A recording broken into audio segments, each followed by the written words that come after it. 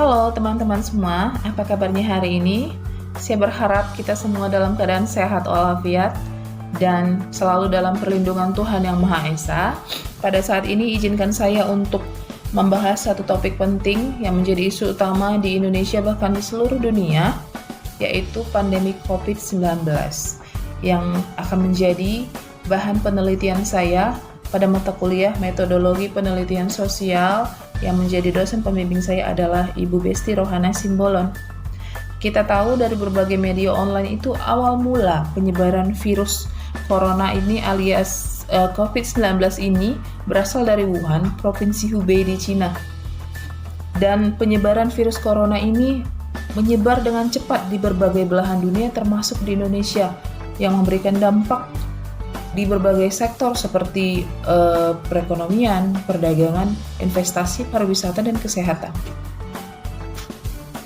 Akibat dari pandemi COVID-19 ini juga memberikan dampak yang luar biasa di Indonesia, yaitu pelambatan pertumbuhan ekonomi karena berbagai faktor seperti penurunan kinerja ekspor-impor, daya konsumsi masyarakat yang masih tinggi, daya beli rumah tangga yang masih tumbuh tinggi, dan investasi yang tumbuhnya itu melambat. Menurut Menteri Keuangan sendiri, Ibu Sri Mulyani, perekonomian di Indonesia itu pertumbuhannya hanya bisa 2,5% atau bahkan 0% bila pandemi COVID-19 ini tidak bisa segera diatasi di Indonesia. Di Indonesia juga diperburuk oleh adanya penurunan harga minyak dan gas dunia yang berada di kisaran $30 per barel. Padahal kita tahu bahwa perekonomian di Indonesia itu juga bergantung pada harga komoditas. Pemerintah juga telah menerapkan WFH, bekerja dari rumah, bahkan ada provinsi yang melaksanakan PSBB sehingga sangat mempersulit ruang gerak masyarakat untuk melakukan transaksi, beraktivitas seperti biasanya. Mereka harus mengalami karantina, mengalami pembatasan wilayah, sehingga banyak sektor-sektor yang menyangkut keuangan itu menjadi terganggu. Jika kita merujuk pada indikator ketahanan keluarga yang dikeluarkan oleh Kementerian Pemberdayaan, maka ada beberapa indikator yang digunakan untuk mengukur ketahanan ekonomi keluarga dalam menghadapi pandemi COVID-19. Seperti yang saya baca di unisula.ac.id, adapun beberapa indikator yang dapat digunakan itu adalah kecukupan pendapatan per kapita keluarga, kemampuan pembiayaan pendidikan anak, lalu kepemilikan tabungan, kepemilikan tempat tinggal, dan yang terakhir adalah jaminan kesehatan keluarga. Semua indikator itu harus tetap dijaga dan agar keluarga mampu untuk bertahan selama masa pandemi COVID-19 ini, tentunya pemerintah harus mau benar-benar serius dalam membantu masyarakat meningkatkan ketahanan ekonomi keluarga di masyarakatnya. Sebagaimana yang telah kita ketahui pula, pemerintah pun telah melakukan berbagai macam upaya dan kebijakan dalam membantu masyarakatnya untuk menghadapi pandemi COVID-19 ini, seperti bantuan langsung tunai, bantuan di bidang kesehatan, penurunan harga BPJS, pengurangan regulasi-regulasi yang dianggap kurang penting, bahkan pemangkasan anggaran-anggaran proyek-proyek yang dianggap masih bisa dilakukan di kemudian hari. Ya, dengan adanya bantuan-bantuan pemerintah dan upaya-upaya pemerintah lainnya dalam menekan efek buruk dari pandemi COVID-19 ini, masyarakat merasakan kehadiran pemerintah dalam kehidupan keluarga mereka, dalam kehidupan perekonomian mereka, sehingga masyarakat boleh tidak was-was dan tidak terlalu khawatir dalam memikirkan kehidupan perekonomian mereka di tahun-tahun berikutnya. Namun begitu pun, masih banyak masyarakat yang pesimis bahwa kehidupan perekonomian di tengah-tengah keluarga mereka itu akan menjadi lebih baik di tahun berikutnya. Kalau diperhatikan, masyarakat yang berpikir bahwa kehidupan mereka, perekonomian keluarga mereka akan menjadi lebih baik di tahun berikutnya itu lebih sedikit dibandingkan mereka yang berpikir bahwa kehidupan keluarga mereka itu akan menjadi semakin buruk dan down. Hal itu yang mendasari saya untuk melakukan wawancara singkat dengan beberapa narasumber, dan saya akan mengambil satu dari ASN, aparatur sipil negara, satu dari pedagang. Kali ini saya akan ambil dari pedagang bunga, satu lagi dari ASN yang merangkap sebagai pengusaha jual beli.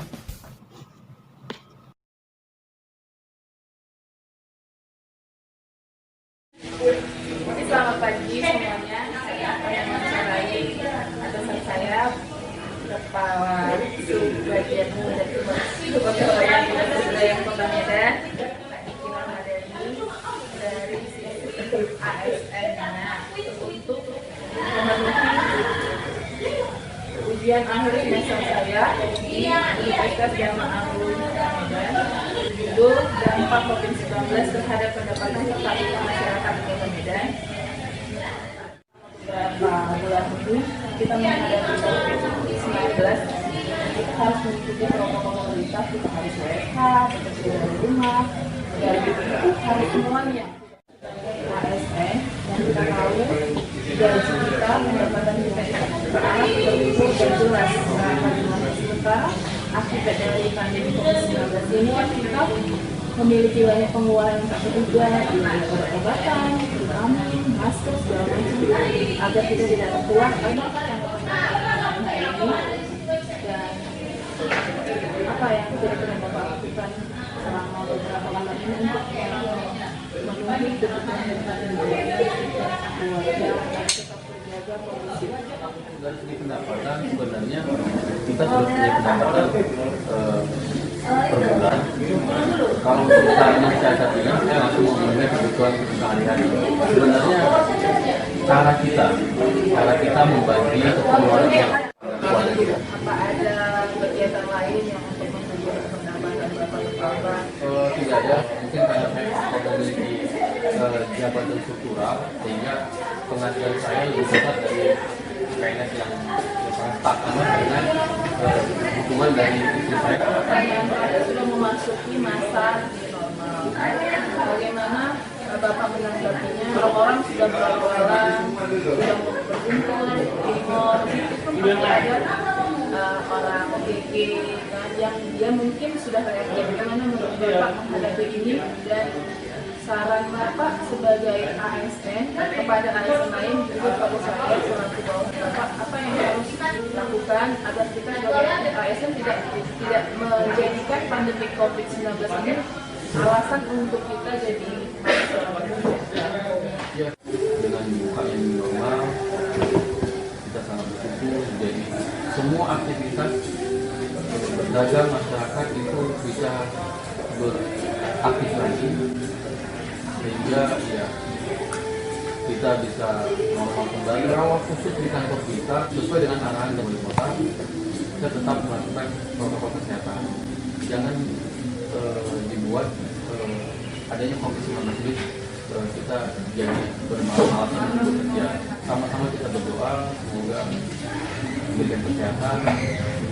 Arahan dari Kepala Dinas Kebudayaan Kota Medan, semua ASN baik sebelum dan sesudah melakukan aktivitas kita harus mencuci tangan, pakai masker, dan selanjutnya sama-sama jaga kesehatan dan berolahraga, minum vitamin.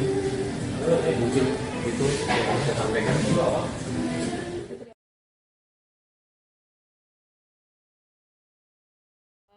Gini kan, ini kan beberapa bulan ini kita Bang WFH kan, bekerja dari rumah semuanya. Terus masyarakat juga kan harus di rumah masing-masing, beraktivitas dari rumah, belajar dari rumah anak-anak. Jadi otomatis kan pendapatan bukan cuma pariwisata, bukan cuma rumah makan, pasti berpengaruh juga di garden seperti ini kan. Beberapa hari belakangan, minggu-minggu belakangan juga kan asal lewat sini tuh rame terus.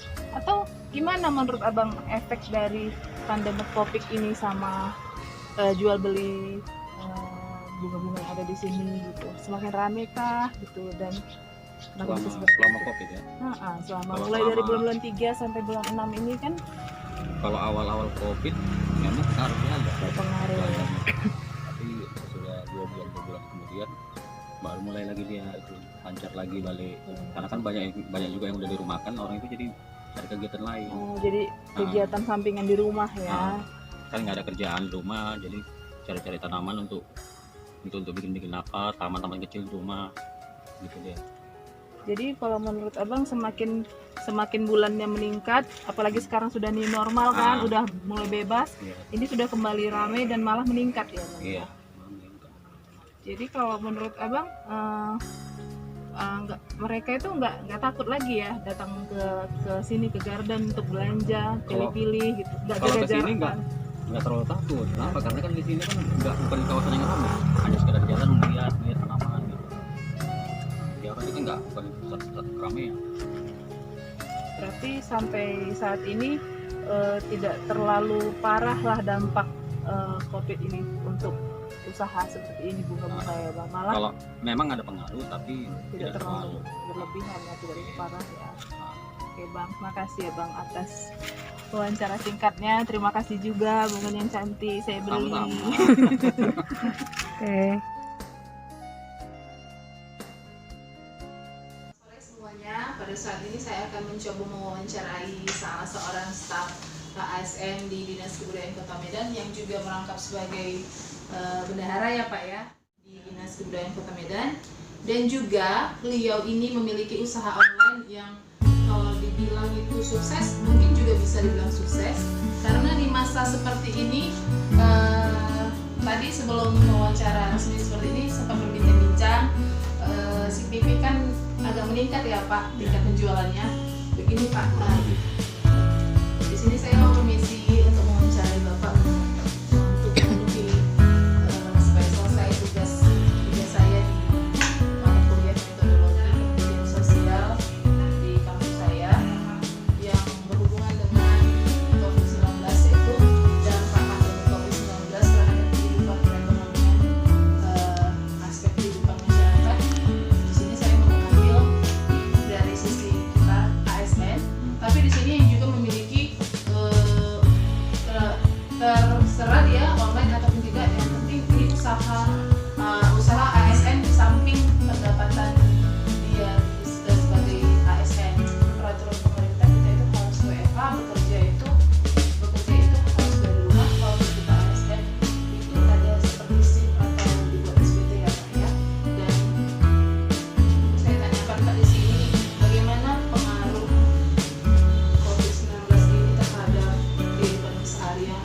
Kita lihat dari sisi ekonominya, bagaimana kebutuhan sehari-hari keluarga, karena kan memang kita sebagai ASN kan pendapatan kita itu jelas dan terukur berapa jumlahnya. Sementara kan selama masa pandemi ini pengeluaran tertentu itu sudah pasti banyak kan, dari penyiapan masker lah, hand sanitizer, obat-obatan, vitamin, dan itu kan pengeluaran yang tidak terduga yang tidak kita pikirkan sebelumnya.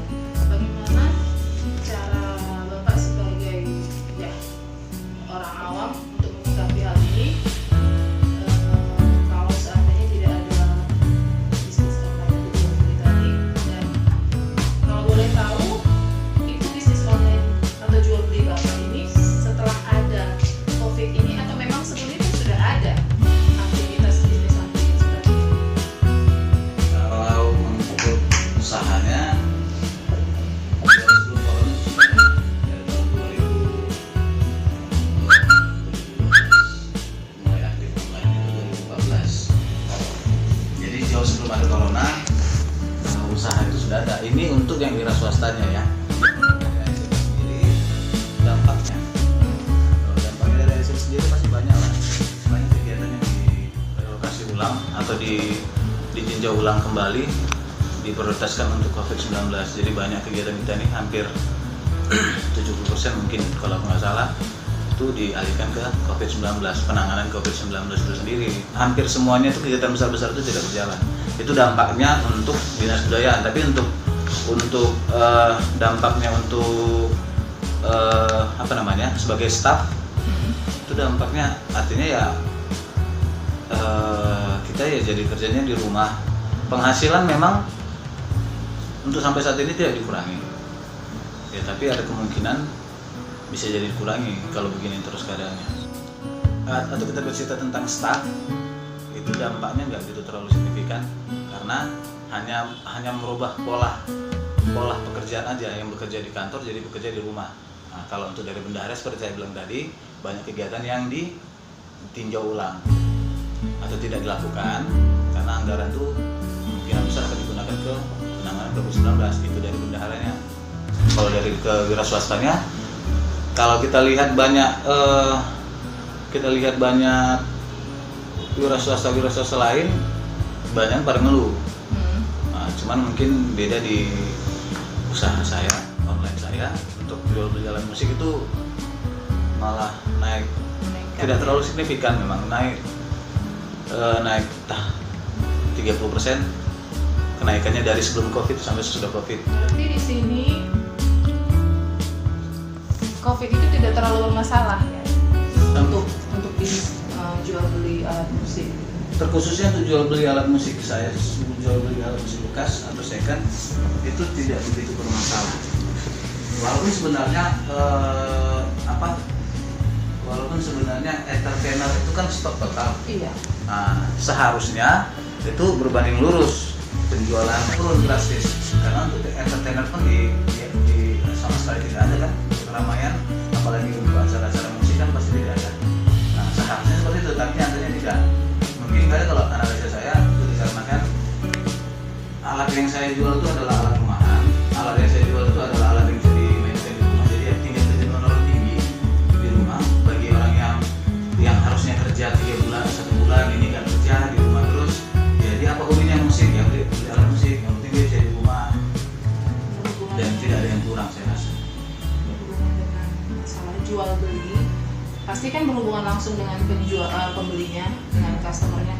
Apakah Bapak juga menerapkan protokol COVID dalam menjamu penjual atau hanya via online saja kirim barang atau antar langsung ke rumah yang bersangkutan? Saya kalau untuk perubahan itu tidak ada. Tetap sebelum COVID si pelanggan diharuskan untuk datang melihat barang, tes, kalau oke, angkat seperti itu. Dan setelah COVID masih seperti itu juga. Cuman perbedaannya ada beberapa orang yang sudah melakukan pembelian itu, ada beberapa lah melakukan pembelian itu melalui jasa transportasi seperti itu. Tapi nggak banyak. Tetap mereka datang melihat, cek kondisi, puas, makan. Kita akan memasuki masa new normal kan? Menurut Bapak sendiri arti new normal itu seperti apa? Normal tersebut sama seperti biasa, sama seperti kita beraktivitas seperti sedia kala sebelum COVID, tapi ada beberapa yang harus dijaga. Nah, namanya juga new normal, normal yang baru.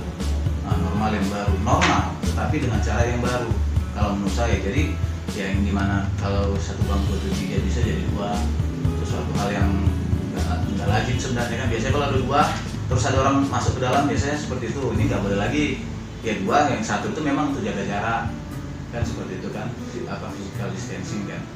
Jadi saya rasa ya sah-sah aja, dan saya rasa memang ya kalau memang itu harus dijalankan nggak begitu terlalu signifikan, hanya beberapa perubahan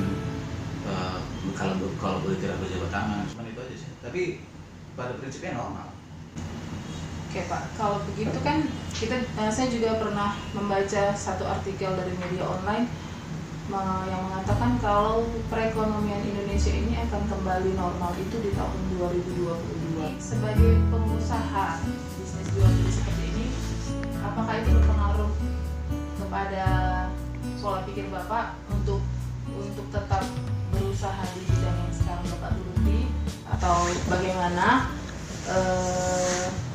ingin memilih usaha yang baru? Apakah Bapak juga bisa yakin bahwa apa yang kita lakukan sekarang ini, di sini Bapak ya yang sebagai ASN dan sebagai pengusaha, apakah prediksi itu memang akan tetap seperti itu di tahun 2022, atau kalau kita bisa bekerja bersama-sama dan tetap menjalankan kehidupan sehari-hari dengan benar, dengan protokol COVID yang benar, dengan mengikuti peraturan yang benar, kita bisa lebih cepat daripada prediksi-prediksi yang muncul di media-media online. Dan satu lagi, sekalian penutup Pak, apa sih harapan Bapak untuk menghadapi new normal ini bagi pembaca, bagi pendengar yang mendengar wawancara kita pada saat ini? Saya nggak bisa berspekulasi ya. Artinya untuk sampai saat ini, sampai sejauh ini, kalau untuk saya pribadi sebagai ASN, ya saya rasa itu udah terlalu waktu yang sangat lama, karena kan ya ini kita kan berhubungan dengan masyarakat. Kalau sempat di 2022 baru bisa sehat ini perekonomian, jadi gimana untuk pelayanan ke masyarakat? Ini kan contohnya kita dinas budaya masih ya skala kecil lah ya. Tapi kalau untuk yang dinas-dinas lain yang untuk sentral, itu gimana? Kalau sampai tahun 2022 baru bisa normal. Nah, jadi kita berharap aja buku itu salah dan bisa lebih cepat, gitu.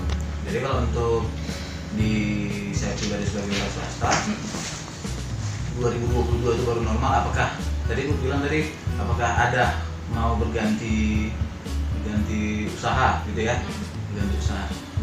Kalau saya rasa sih ya masih tetap, karena pada prinsipnya saya lebih suka kerja terus sesuai dengan passion saya gitu. Mau itu dia di masa COVID atau apa ya, kalau bisa kita kerjakan sesuai dengan passion kita kan gitu. Itu adalah harapan orang lain pada umumnya lah. Semoga cepat COVID ini berlalu, kita bisa kembali bekerja seperti sedia kala, seperti normal, bukan normal. Itu harapan kan. Kita bisa berjabat tangan tanpa harus khawatir, ya kan?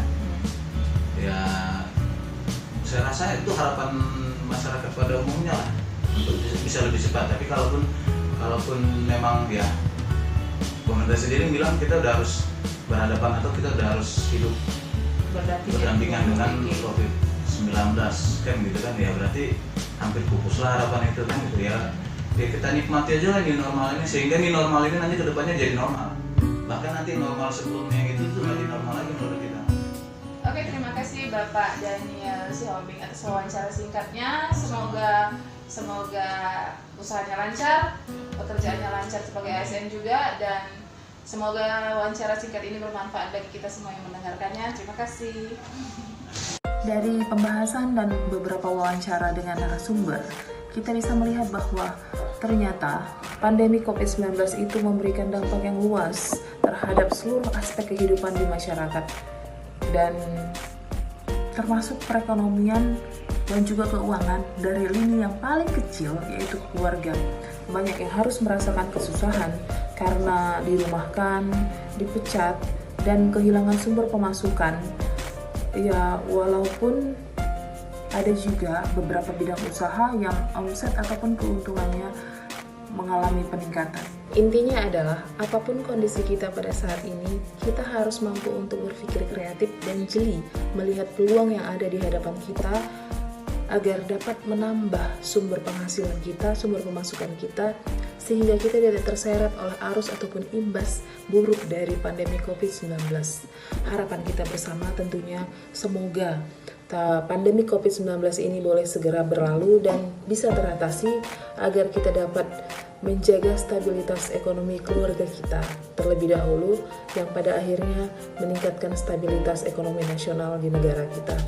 Demikianlah pembahasan singkat tentang dampak COVID-19 terhadap kondisi keuangan keluarga. Semoga bermanfaat dan saya tetap menerima kritik dan saran yang membangun.